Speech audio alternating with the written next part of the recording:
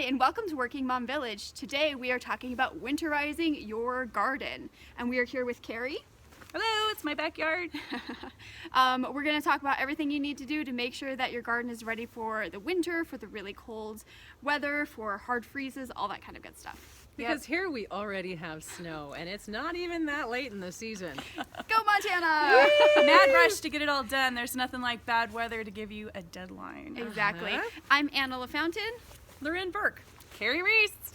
And we're happy to have you here. This is my rose garden, and I want to get it ready for the winter. It's already snowed once, so all my rose blooms have started to wilt. And there's a couple, I mean, they're still intact. Roses take a little while to go dormant.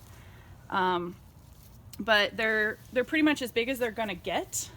And now that it's snowed and the weather is a lot cooler, I'm gonna wanna cut them back. I like to cut them back to about 18 inches. And I'm no rose expert, I'm learning. A neighbor told me that when you cut them back, what you do is you go down and you cut above a stem that's got 5 leaves on it. And actually this one's pretty healthy. It looks like most of these have 5 leaves. But also because I want to go down to 18 inches and you cut them at an angle, I'm going to cut it about right there and take it down. Now you should wear gloves when you do this. Roses are thorny and I just did that without gloves, but I'm super brave. So I'll cut them down. It's okay to leave some foliage, but what you kind of want to have is not quite symmetrical, but kind of a little rose bush left. And what that does is it lets the roots focus on staying healthy all winter because it's not trying to maintain all of this plant. So that's why you cut them back. And when you leave them at 18 inches, they're less prone to get disease in their stems. So like next winter, I expect this guy will grow, and I'll probably get another one coming off here. And you want to do that before the first snow, after the first snow? We had a really early snow. I'm doing it because we already did have a snow, and so it kind of forced it into dormancy. I would say you could do this anytime before it really starts to freeze is when I would do it. But I tend to abuse my plants, and if they survive me, they're going to be pretty hardy. So that's what I do for the roses. The clematis, I'm going to leave alone. I'm pretty new to clematis, and I've left, this was his 2nd year. And so he's starting to get kind of full, and he's like all up in the chicken wire, and I'm just going to leave him alone for the winter.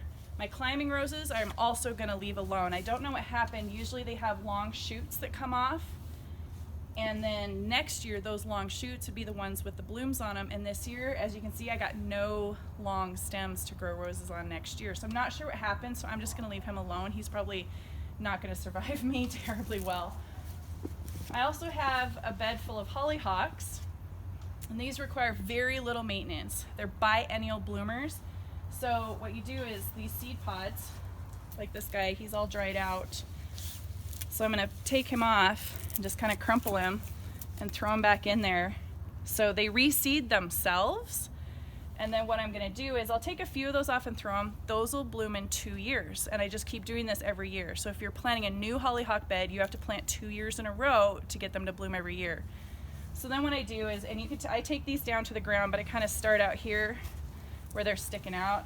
I'm just going to cut them and throw them in there.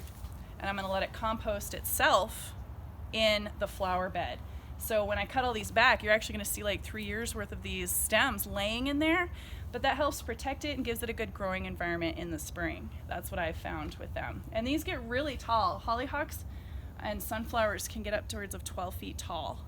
I actually had a short year. I only got up to like 10. It was a weird year. So, and they're pretty. I have all different colors, and they're really, you just let them grow, and then this is about all you have to do in the winter.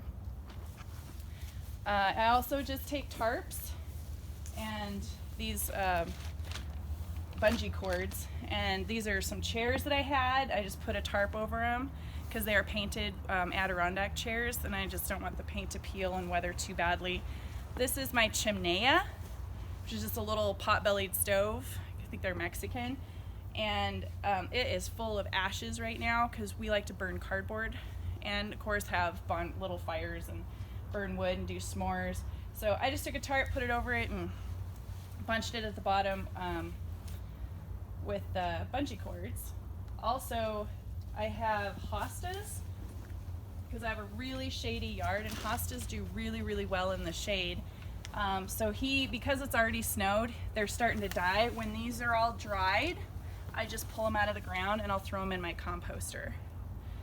If you have different kinds of hostas and you want to break them up in the spring, like dig them up and clone them and split them apart, you might want to put something in the ground to remember where the hosta is in the spring and which kind it is, because there's so many different varieties. Like these ones are really tall and just one color of green. Pretty easy to keep track of, but if you have all sorts of different ones, you're going to want to do that in the spring. And it's easier if you have something in the ground. So first off, you know where to dig, and you know if they're like the little ones or the big ones. I have my self-watering garden over here, and all I'm going to do is I'm going to pull out all these plants that didn't grow very well this year, but they will next year. I'm going to pull all these, and I'm going to put those in my composter as well.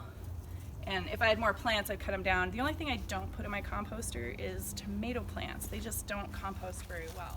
This is my tub that I like to use as a planter. It used to be a water garden. If you like to do water gardening, that's great. It will turn into a wasp highway, which is why I stopped doing it. But it was really fun when I did do it. These are Brussels sprouts. I'm going to cut these down all the way to the ground. And that's how you can do pretty much all your vegetables and everything that you grew over the summer. As soon as the vines or the plants are done, just cut them off at the ground and throw them in your composter. Oh, and if you're interested in a whole video about composting, comment below.